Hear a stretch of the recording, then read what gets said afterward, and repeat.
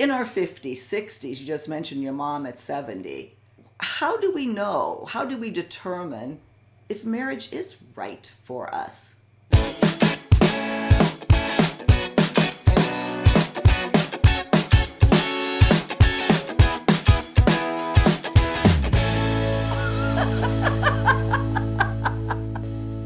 Thank you so much for joining us today on Second Act TV. I'm so happy to introduce you to a new content expert today, psychotherapist and relationship expert, Marcia Naomi Berger. Naomi, thank you so much for joining us today. My pleasure to be here, Silke. Thank you. Naomi is the author of Marriage Minded, an A to Z dating guide for lasting love.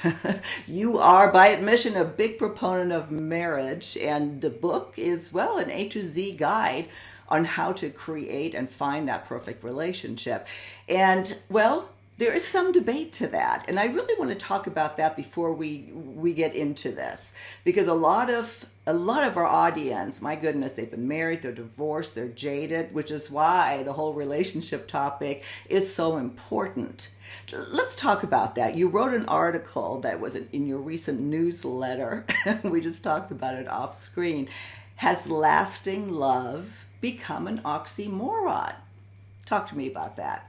Silke, I have to first mention something that I smiled at when you were speaking, and that is you said something about a perfect marriage, and maybe that is the biggest problem is when people are expecting perfection, because I think a good marriage is absolutely wonderful. Is it perfect? You have to have two perfect people for a perfect marriage. I'm certainly not perfect. My husband isn't. But the way you can grow and learn to continue to value each other and yourselves in the relationship while realizing that we grow, and as long as we're alive, we have more room to grow. So that's funny. I don't remember saying perfect. I see that's on my ear. Like, I don't believe it. Maybe that, and that's really funny.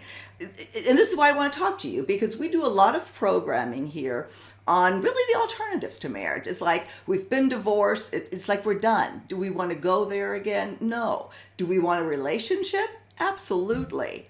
I, for one, am, in life and just what I believe, I don't want to get married again.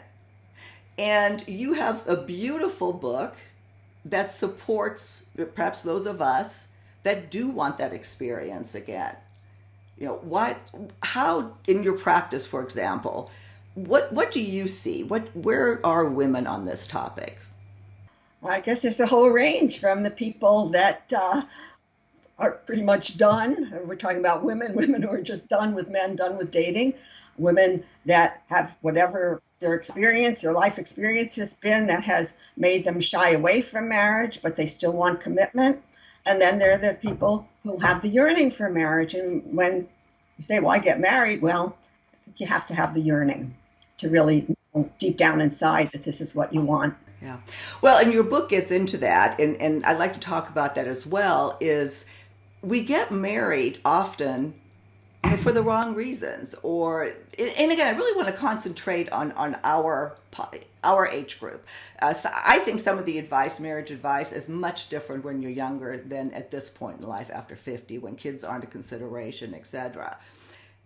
So why get married? I know that I'm in a 10-year relationship. Do I want to get married? No. For me, that it's scary, and I'll admit that I've been there, done that. I don't want that again. We're happy. So, is it societal pressure that people react to? I mean, I get it all the time. Where's the ring? What's wrong? Yeah. So there are people who, for whatever reason, they're asking this question, and it really says more about them than about you. Everybody has to decide what's right for themselves, not what somebody else thinks that they should do because maybe that's what they did, or because they're really very happy in their marriage and they are wanting you to have that same kind of happipiness. But people have their own reasons for what they do, and we have to respect that. Yeah. Well, you, as I said, you're a big proponent of marriage. Forgive me if I said perfect marriage.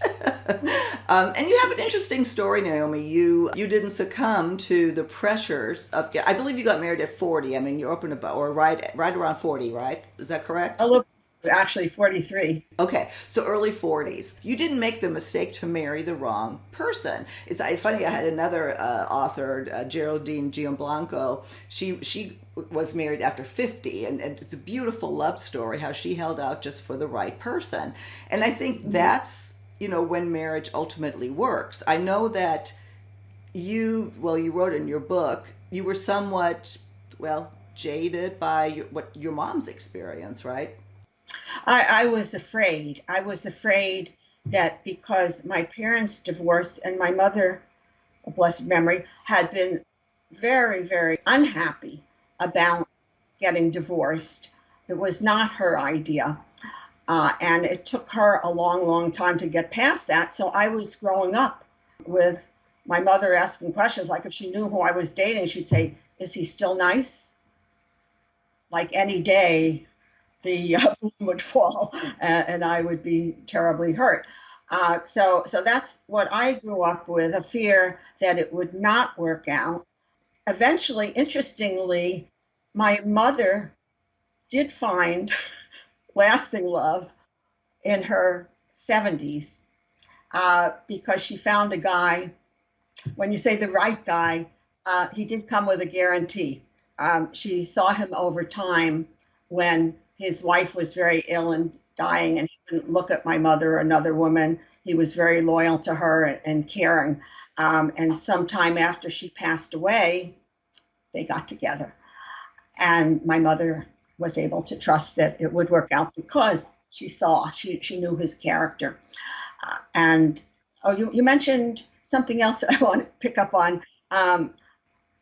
Finding the right person. I think it's just as much as the right person is being the right person. I had to grow into being the right person for marriage. I wasn't ready before I married. I hadn't developed what I call, I didn't realize at the time, but looking back, I think I developed enough maturity that I could do what you need to do to marry and stay happily married, which means living with ups and downs and learning how to work around differences and make it work for both people, not just about what I want. Yeah. Well, speaking, and you primarily speak to women. This book, of course, all the advice in there is it works from men as well. But I think we all realize that it's mostly us women that read these kinds of books or seek this information. We do have a very big male audience, though, and which shows that men, yes, they're interested in this, especially when they're not being lectured to. So we'll keep this with the perspective of women.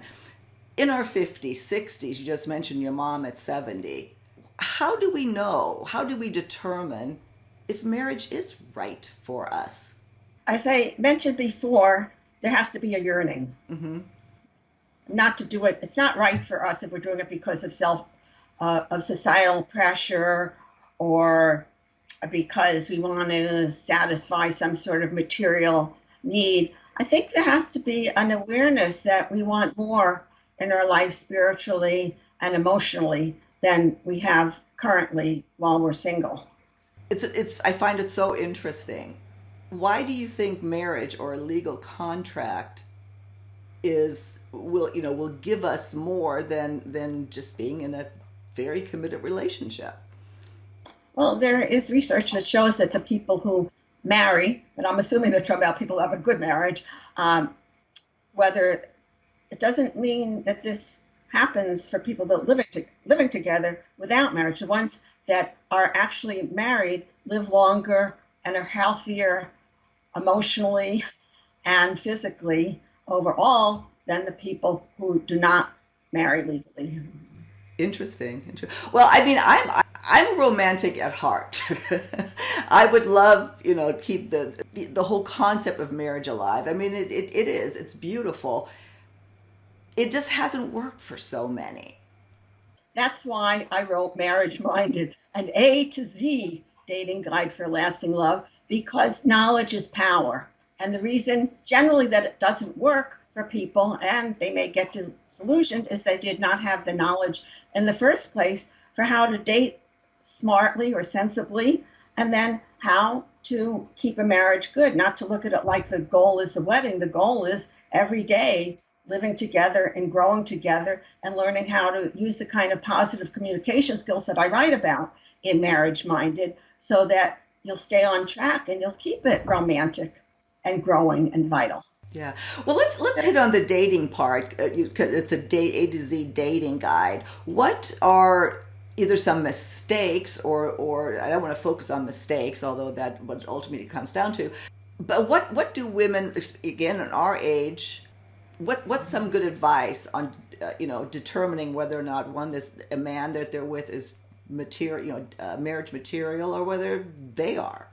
Well, I do advise people, if they are dating with marriage in mind, to find out fairly soon if you both have the same kind of dating goal, so that you use your time wisely. And if you're not on the same kind of path, then you move on and find somebody who is. And along with that is using dating as a way to get to know the person and talk about whatever your dreams are, whatever your life is like. And dating should be fun.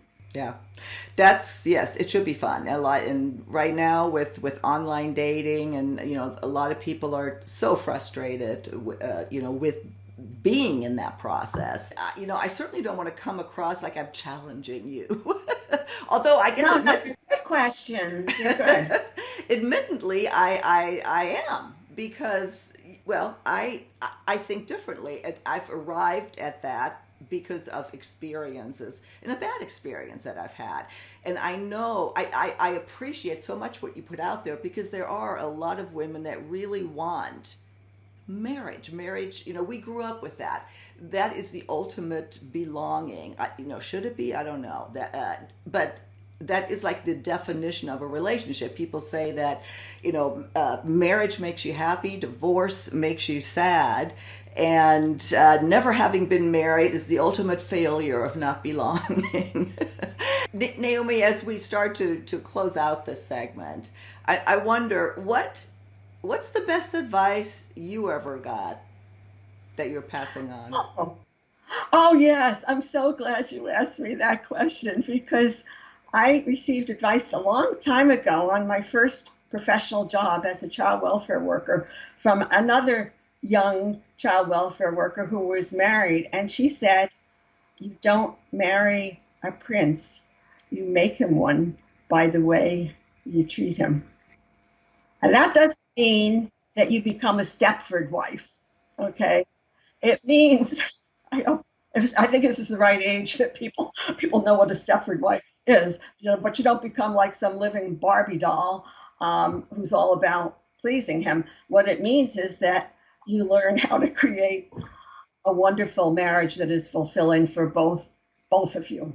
And then you become like a queen and he becomes like a king. And there we have the fairy tale, happily ever after. Naomi, thank you so much. I really appreciate your time. It's there is some debate to this, whether or not marriage at this age is a good idea or not, but I know there's lots of us that want to keep that hope alive. And your book, well, you definitely hit all the areas of what it entails to make a marriage work, or create that beautiful relationship that you want. So thank you again for joining us. I will link to the book in our show notes below. I will link to your website if you want to contact Naomi directly. And again, thank you so much, and we'll see you again soon on Second Act TV.